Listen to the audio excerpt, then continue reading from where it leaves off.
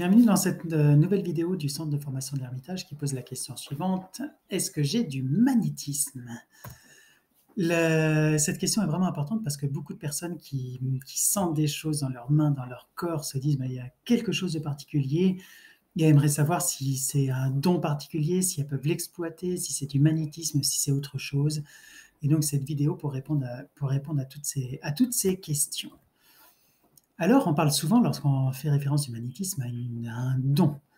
Quand on remonte un peu dans l'histoire, le don est évidemment quelque chose qui apparaît de manière omniprésente.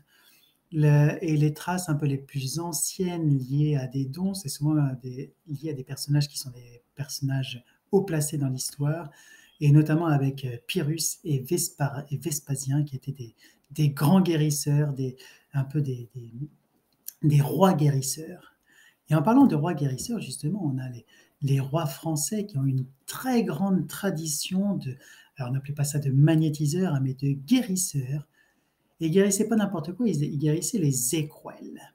On trouve trace écrite de ces interventions des rois français depuis Louis VI le Gros. Alors, les récits disent que son père le faisait déjà, que Clovis également le faisait avant, mais on sait en tout cas que depuis Louis VI le Gros, cette pratique va être réalisée, notamment pendant tous les sacres et pour les rois pendant toutes les fêtes religieuses.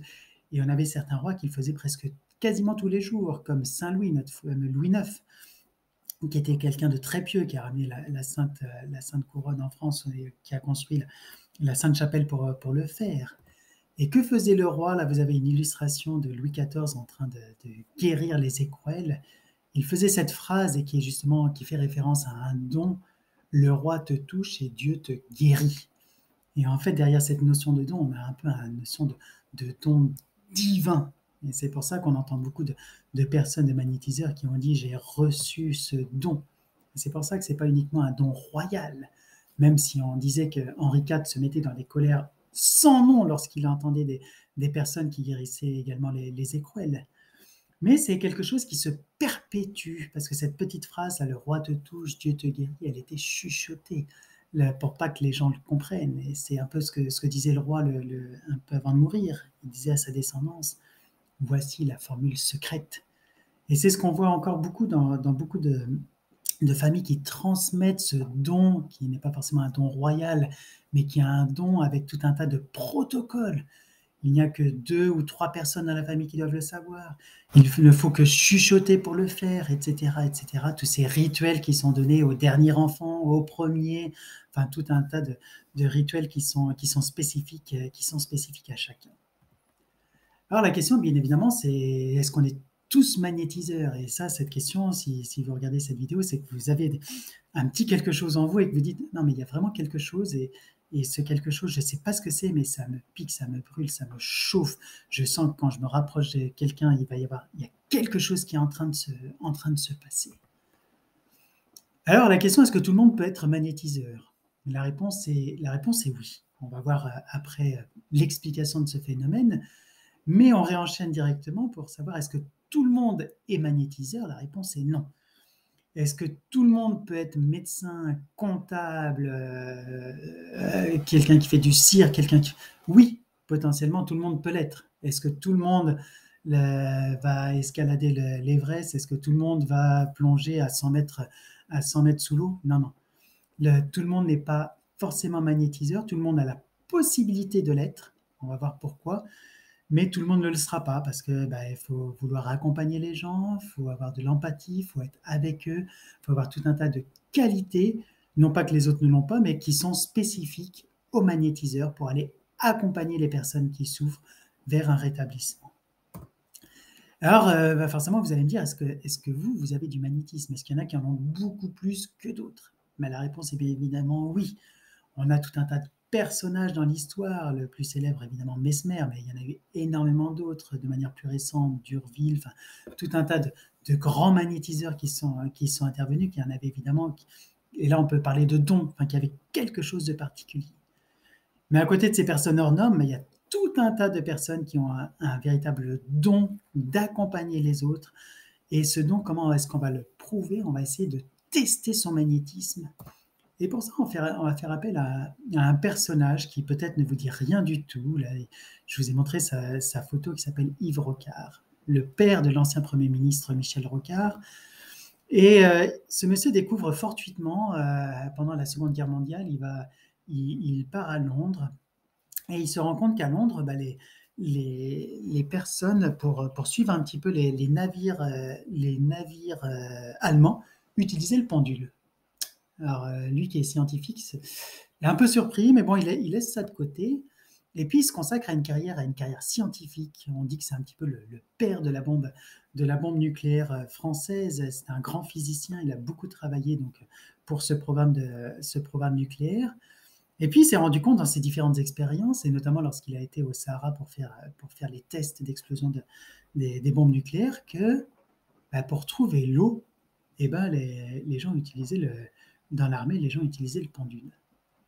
Et puis alors là, il s'est posé des questions en tant que scientifique. Il s'est dit, mais comment ça se fait que il y a quelque chose qui se passe.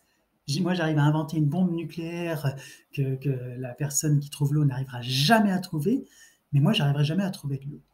Et donc, il s'intéresse à la radiesthésie, et de la radiesthésie, il en vient au magnétisme, parce qu'il nous dit que tout bon radiesthésiste est bon magnétiseur, et inversement. Alors, je vous passe toutes ces recherches scientifiques sur le phénomène à travers le champ électrique qui intervient en nous et qui intervient au niveau de la Terre. Enfin, je vous passe tous ces éléments-là. Vous pouvez lire ces ouvrages si vous êtes intéressé. Il y a énormément d'équations, de modèles. Voilà, c'est un scientifique qui travaille sur le sujet. Mais on en vient à une explication qu'il a trouvée à la fin de sa vie avec un biologiste qui s'appelle Robin Baker. Alors en anglais, excusez-moi pour mon accent s'il n'est pas très bon, et qui a mis au point, en évidence, que dans notre corps, nous avons de la magnétite, la poudre d'aimant, que l'on trouve traditionnellement en magnétite en Grèce. Et puis, ça, il le découvre quasiment juste avant de mourir, mais notre physicien avait trouvé 8 points dans le corps dans lesquels il y avait une influence, et cette influence, elle est liée à quoi? Elle est liée à la magnétite qu'on a en nous qui va intervenir sur la personne que l'on est en train de soulager à travers le magnétisme. Et ce qu'on va faire, c'est on va faire son expérience. On va mettre en pratique ça pour voir chez vous, à travers un matériel très simple, savoir est-ce que moi aussi j'ai du magnétisme.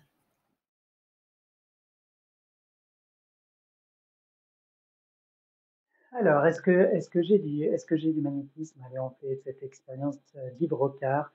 Une expérience très simple. En gros, on va se créer un grand pendule.